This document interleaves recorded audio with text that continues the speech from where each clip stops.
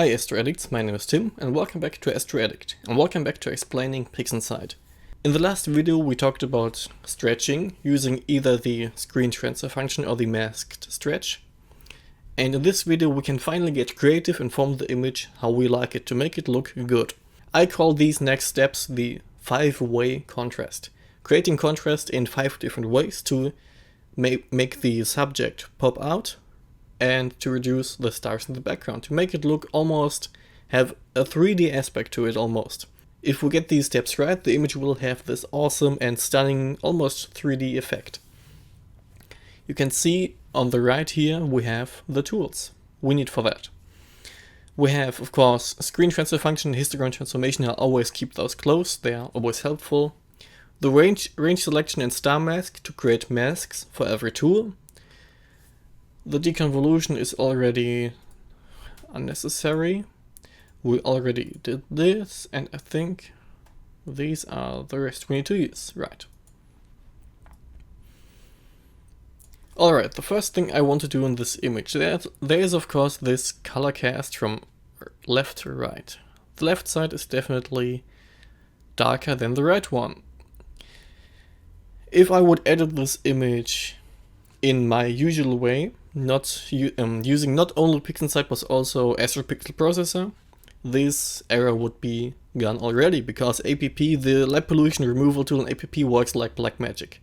I have no idea how that works. And I have no idea how to do it in PixInsight, really. But since I edited this image in PixInsight only to explain the software and how to get a good workflow, I will deal with this now. The first thing I want to do is to, let's look at this. You can see this color cast, which is awful. The first step of creating contrast is the brightness. Separate bright and dark parts to create contrast. That's the definition of contrast, basically, of strong contrast. Let's go for the Histogram Transformation tool and see if we can, pressing the icon over here, see if we can zoom in here. And I don't think that we can pull the black point in any further because it will clip data. Clipped data. But the error is gone now at least. No, it's not. Alright, I think we can turn the black point a tiny bit more in. It will clip some pixels, but definitely not all. Let's go back to 1 in the scale and do a slight curve.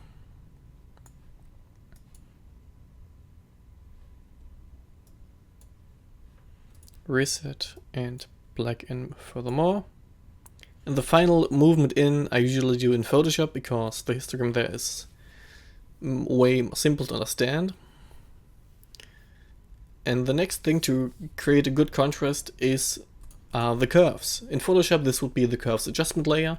In PixInsight it's just called curves. The curves transformation. So the basic S curve in astrophotography is always nice.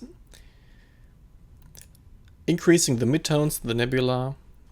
You can hold down Control and the left mouse button to see where the values are. So the nebula, the main part of the nebula, is in the center, and the red is of course much brighter. So raising the midtones will raise most of the nebula. And the darker areas over here, those need to get darkened. And these ones also. So let's pull this down as well. But to get, I will try to get this error away, this gradient, by not reducing the darkermost areas here, but reducing these ones, the bright over here. Let's make the bright one dark, and if we make the dark one bright, there will be a lot of noise. And if we don't want to clip the stars even more, let's soften out the highlights. I think this curve can work.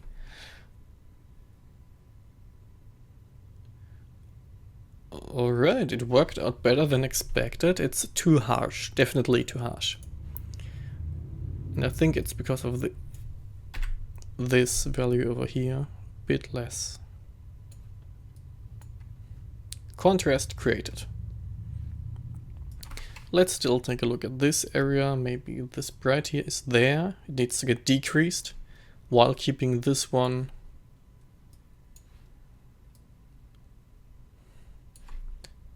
even.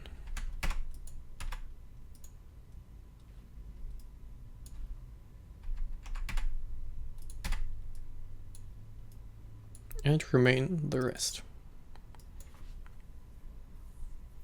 And you can see the slight color cast is fainting ever so slightly, but it's still there. I don't really know how to deal a lot with it now. How to deal correctly with it now. I can see that there are still some hot pixels left. I don't know how they got through the cosmetic correction actually. Alright, the first two steps using histogram transformation and curves to create contrast. Now we could work on some more noise reduction, this time the nonlinear noise reduction.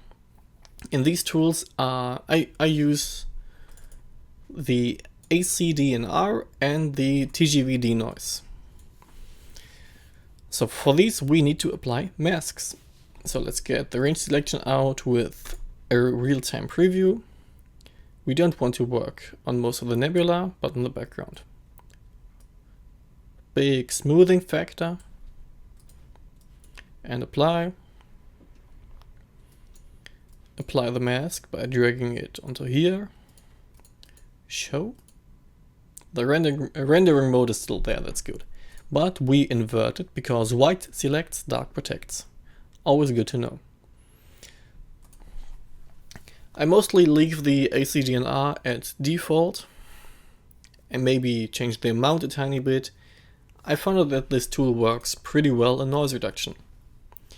In the linear noise reduction we worked on the noise in the nebula region, and look at it. The noise is a tiny bit of color noise, a bit of purplish color noise, but in general the detail of the nebula is still there, but almost no noise, which is great. And now we can work on the background noise, including, in general, the Horsehead Nebula is kind of special because the main subject is the background, the Horsehead, basically. Or at least the main subject is dark as the background. Get this down a tiny bit to 7. The numpad was off. We have the mask protecting the nebula and the area over here. Apply. This will go quite fast, I assume. Let's zoom in. You can see how the mask is working.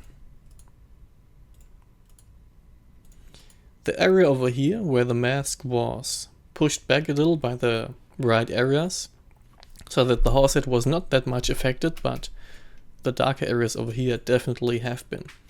I don't know how to get the details in this bright nebula over here, how to preserve them, but maybe have to work a little bit more on the masks. But in general, let's zoom in quite a lot into the noise. Look at this.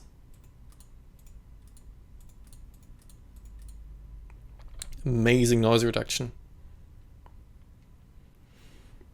Alright, and I use the TGV denoise in the latest parts of processing when I still see some noise, but this amount right here is fine. If we zoom out we can see any of it, and most people look on it on Instagram, on the phone, on Twitter, maybe on YouTube, and nothing of this noise will shine through there.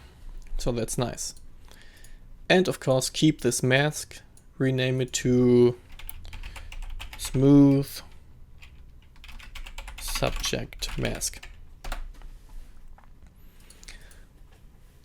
Alright, next part of creating more contrast in this image. I just remember the first part of the 5-way contrast. The first type of contrast is the framing, and this framing is already pretty neat. The Horsehead has the entire nebula, the subject, all this right here has the correct size. If we would have been this close, for example, there would be too much nebula and too little background. And if we would have been that far out with background all the way over there, there would have been too little nebulosity. So we have created with the brightness and the curves, we've created more contrast, and let's get this tool out. The local histogram equalization is not really hard to use, simple to explain, but using it correctly will create a dramatic difference. This will basically create local contrast. It's comparable to the Photoshop action local contrast enhancement from the Astronomy Tools action set. I will still use this mask. Let's modify this mask.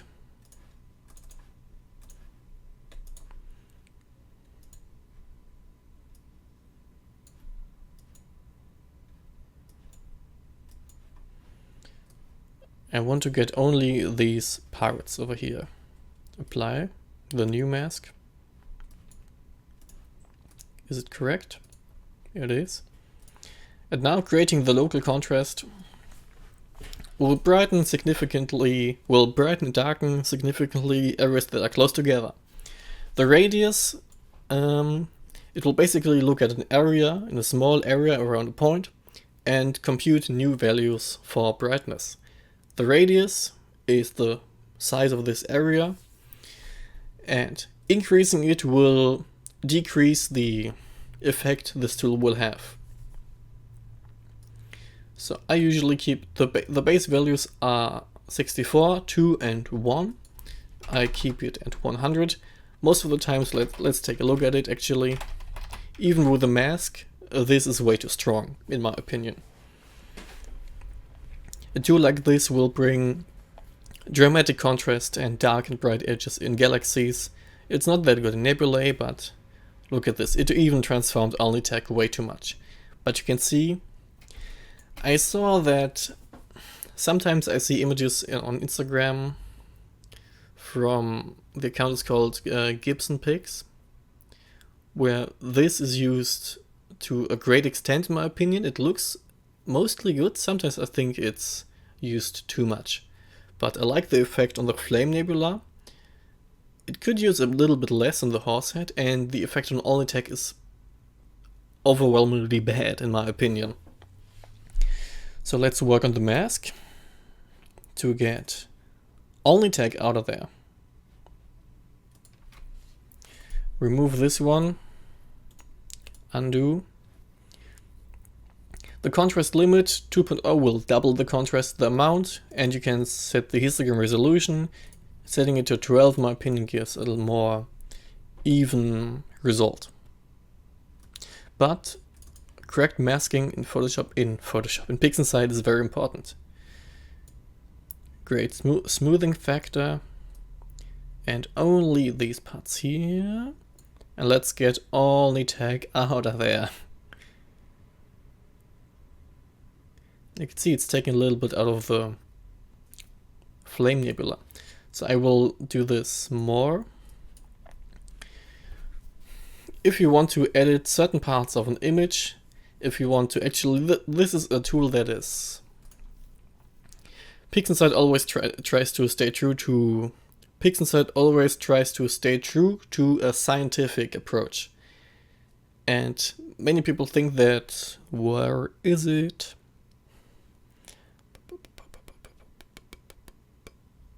Can't find it every time. The clone stamp. This tool will actually work like in Photoshop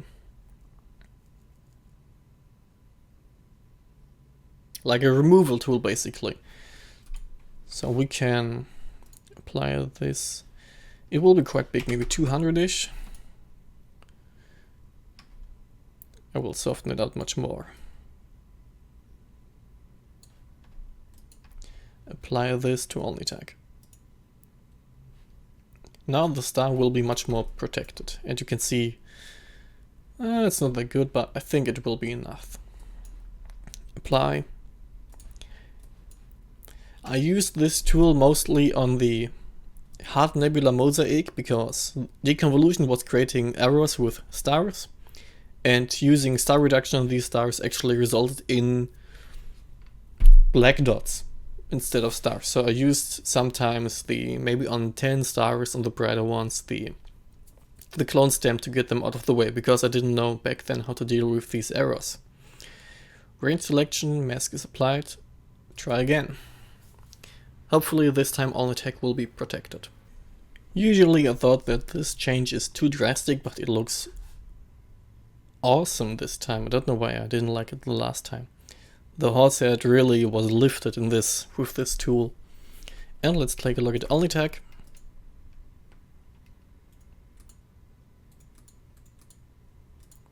It's definitely been affected way less. It's still a very bright star.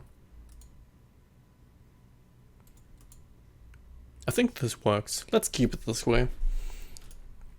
Again, this part of processing will be what you like about the image. We can still darken the background with the histogram with the curves.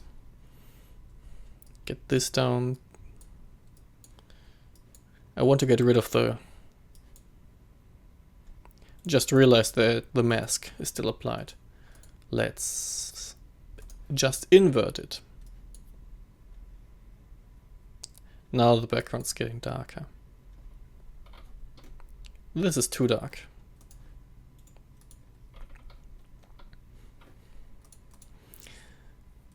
Hdr Transform will be the next tool that I use sometimes. It's best used with images that need high dynamic range, a lot of high dynamic range.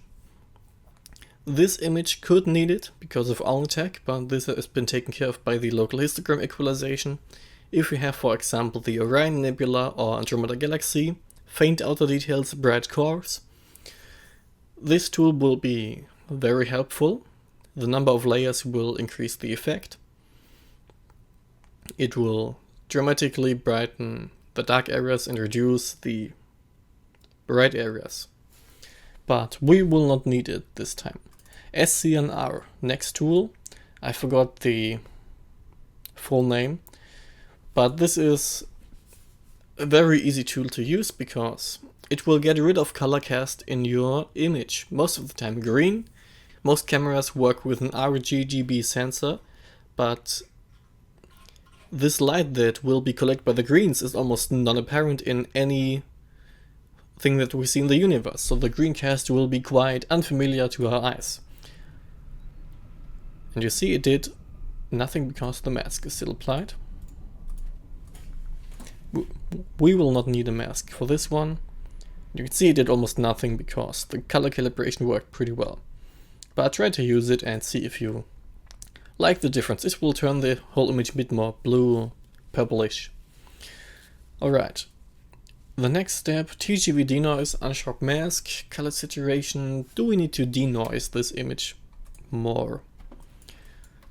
This noise looks great. I don't want to work on this anymore. The area around the stars are okay, actually. Noise in the nebula, you can see this area hasn't been affected that much due to the masks, but let's keep it this way because it contains a lot of detail. What do we want to do more? I want to get the colors a bit more popping out to pop out. Do we need to do sharpening a little bit more? My favorite tool for sharpening is the unsharp mask.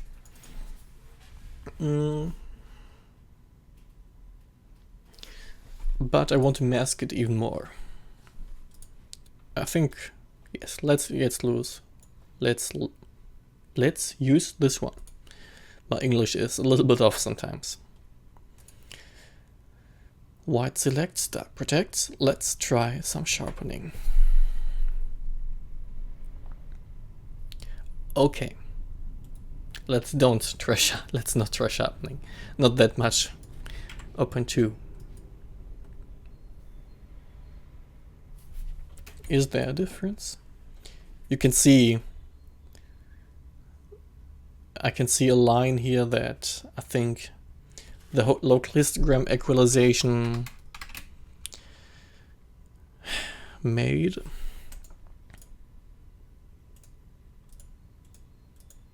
Yes. Look, okay, we can see it sharper line. We need to work on the mask. Would need to work on the mask a bit more. If you don't like something like this, zoomed out like this, it's not really anything. Let's redo all of this. The sharpening is okay. I don't want to sharpen the stars too much. I hope it didn't. It did not. Because we used mask. Alright, the next step, as I said, TGVD noise is not necessary. I want to increase the red does not need to be increased much more. Get the red in the middle over here. I want to work on red, yellow and blue. So let's get those in the center right here. Not apply the mask. Red, a tiny bit. Yellow, much more. Not green, flatten it out. And blue, let's raise it. Let's raise it to here. Let's see the result.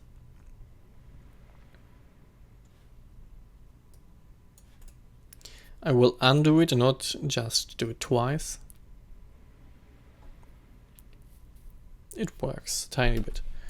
I actually wanted to have more yellow on the Flame Nebula. This would have been possible with APP, in my opinion, better than with PixInsight, but this is enough. Apply again. This is too much. And a thing I sometimes do with nebula targets like this, something that is not, let's say, quite orthodox, to create more color contrast. I will apply this mask and invert it. Use SCNR to get rid of red in a small amount. Because most of these outer areas are way too faint to see it in Instagram, for example. This was too much, but you can see the effect it has. It lifts the nebula much more. Let's invert the mask. Let's get the mask on there again.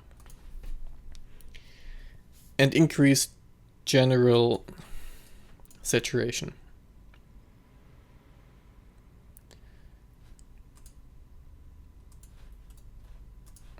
Without the mask. I clicked remove mask, come on. But you can see the nebula, this is too much, definitely, but the nebula got lifted in terms, like it got lifted off the background a tiny bit. A lot, actually. Not quite orthodox to use this method, but I like it just now. As I said, we can form these images how we want them to look. I'm just trying to give you some basic tips to live out your astrophotography editing life. And now, maybe get the last. I will now show you the last steps in my processing. Usually, what I would do now if I work on these images a lot. Maybe 8 hours on a single image, but what I would do, I would get rid of the color cast with APP. I would get more star colors with star masks, but I don't think I need to explain how that works. Just grab a star mask the stars and get the color saturation up on blue maybe. But this looks quite amazing, I think. And the final step will be star reduction. I'm just gonna explain the basic steps because I'm planning to do a Patreon only video for my fellow Patreon supporters on some of my secrets in star reduction, because getting the target to pop out and getting the stars in the background but not the bright ones is a technique I don't think I developed, but I stumbled upon, and which I use a lot, and I think many people will like it very much. So, basic star reduction. We will grab ourselves a good star mask. This area over here contains a good amount of stars we can work with, just to try it.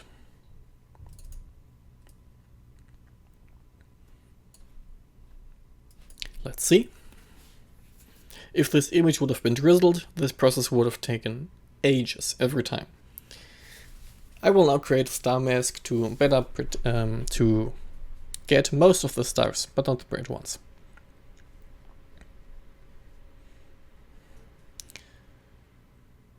This one works. Just the basics. In reality, if I would edit this image for the first time to share it on social media and on YouTube, I would spend way more time on star masking and on reducing them. You can see that the brightest ones are not in there, but I can see that these two dark nebulae are in the mask, which sucks. Alnitek is not in there and this bright one up there is not there. That's actually good because reducing those would result in terrible pixels. But I will remove with the clone stamp the bright this one.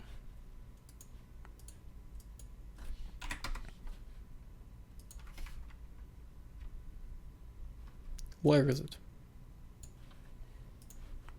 I need to remember which one it is. This one.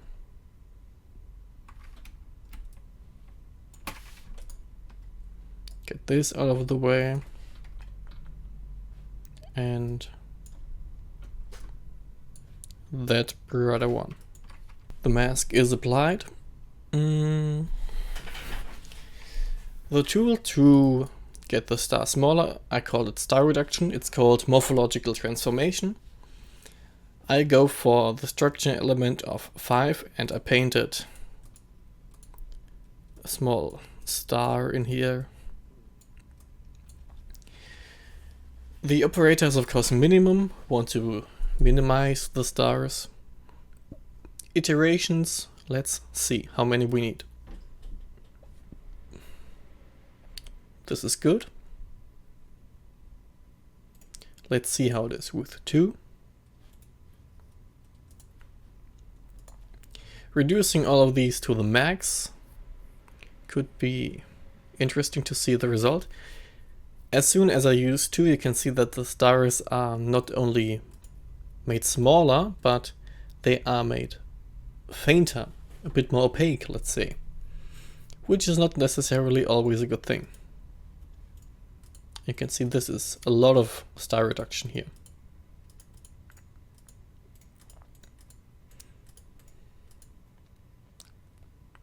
But I quite like it. The stars, in most astro images, the stars are not the main subject, and you can see way more of the horsehead now. And I can show you an example image where a star reduction could fail a lot. Right here. The Crescent Nebula lies in the plane of the Milky Way, and there are way too many stars. If you don't grab yourself a very good star mask, the stars will deform, turn into diamond shapes, which is awful. And I still think that this is too much. In the Patreon video I will explain how to use better star masks, multiple star masks, and get multiple iterations of morphological transformation in to get exactly what you want. Alright, but this is now, in my opinion, a finished image. We could do a bit more work on the color cast, definitely. I mean, look at this. Ugh. But I will not, of course, share the stretched version. I will share this one. Usually I now go into Photoshop with this image, play a little with the colors, maybe some color changes, the HST changes, get rid of some color cast with subtraction of a custom background mask, which PixInsight is not that good in my opinion, and get in the histogram right to the sharp edge of the black point. That's what I typically do. Some noise reduction, maybe if the image needs it, with the camera raw filter. But this is my main routine in PixInsight. I think this was about 5 or 4 videos. And I will do maybe in the future some more with special processes, maybe mosaic processing, and maybe some narrowband in the future. I don't have a mono camera yet. I really want to save some money to get a monochrome camera and filters, because I don't think I want to try a Hubble palette, but at least get good amount of narrowband signal, HA or 3 maybe, to increase RGB images, even though the Hubble palette can look pretty cool. So if you have any questions about this whole series, feel free to leave them in the comments down below. This was the PixInsight RGB processing workflow. I hope this tutorial series was helpful. I will add a few videos more with special stuff. I will now save this image file, not save the project. You can save the entire project, of course. Sometimes I save my images as PNGs if I want to share them on websites, but most of the times on Twitter, Instagram, YouTube, I will save them as JPEGs. JPEG files, save, maximum quality, and this is how I edit my images in PixInsight. And as for me, my name is Tim, I'm an Astro Addict. I wish you clear skies, the Horsehead Nebula, and may the night be with us.